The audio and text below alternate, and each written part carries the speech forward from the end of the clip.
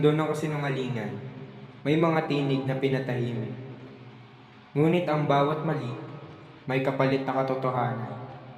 At darating ang araw na ang hustisya ay hindi na mapipigilan.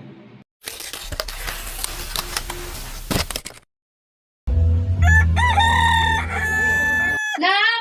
Gising na! May pasok ka pa! Opo, Nay.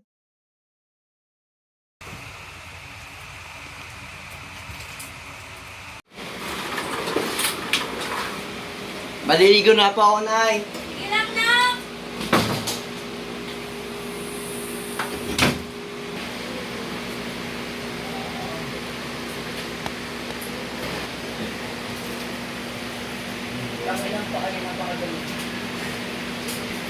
Alis na po ako, Nay.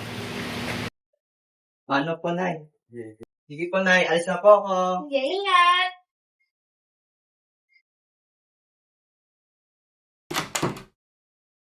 May pasok pa pala ako.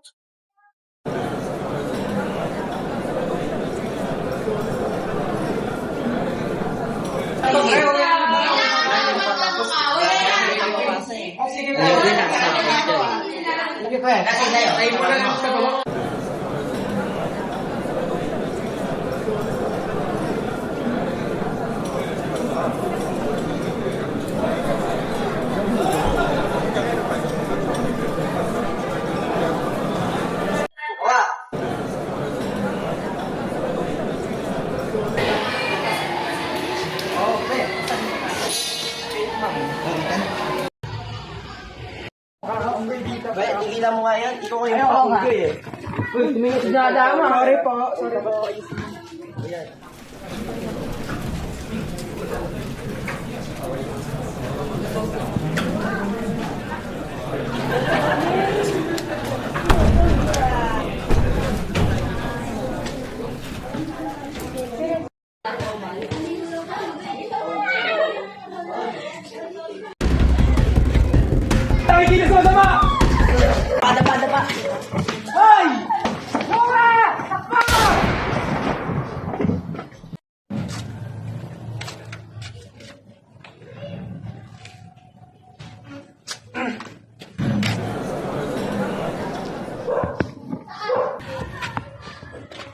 Nakataka sila!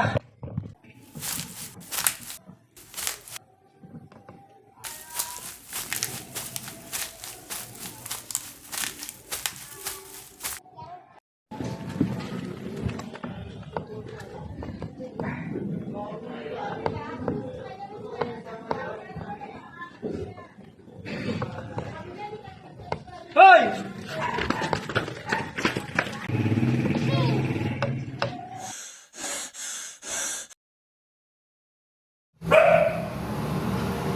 Wala na to.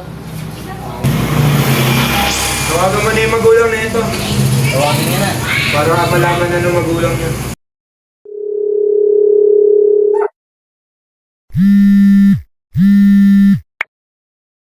Hello po. Sino po to? Opo. Anak ko nga po siya. Ano po nangyari?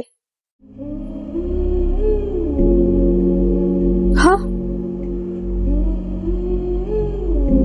Ano?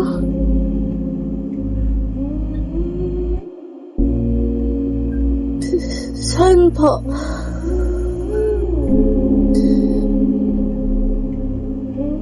Sige po.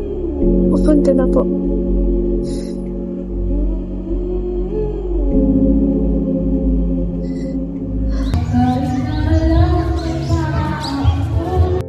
Hindi naman yan magagawa ng anak ko eh.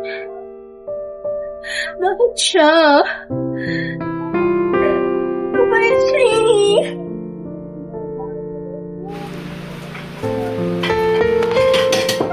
Wala, ako na dyan! Ako na po, Nay. Bali na po ito. Napakabait talaga ng anak ko, kaya Marty.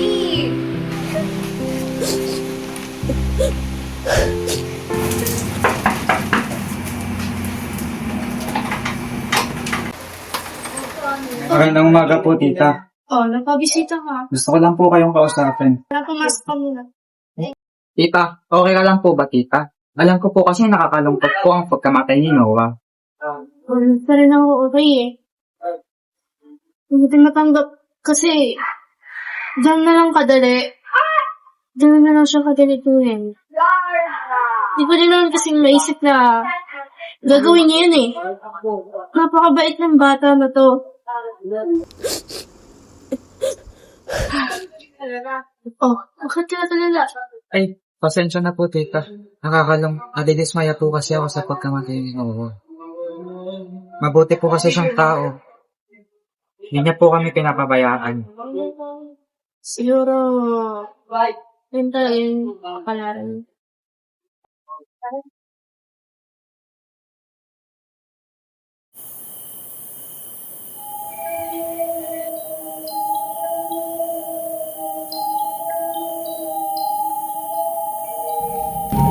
Nauuhaw ako ah.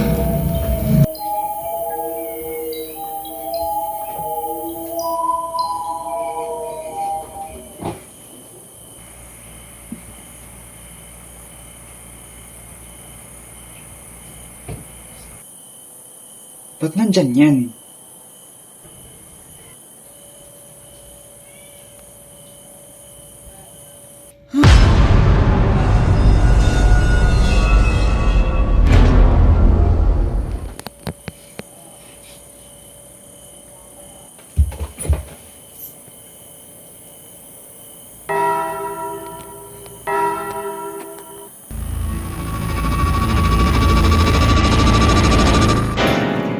Oh, parang nakakita ka ng multo ah.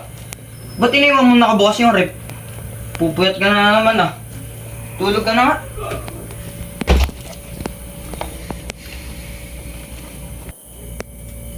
Siguro tama nga si Kuya.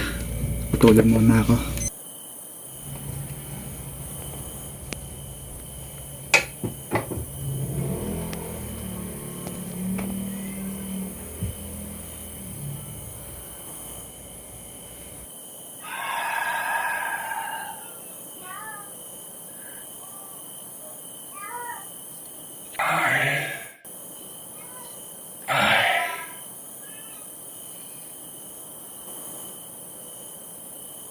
Carl, tulong!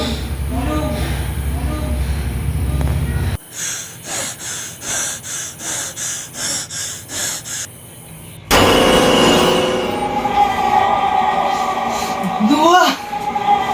Tama na! Tama na! Noah!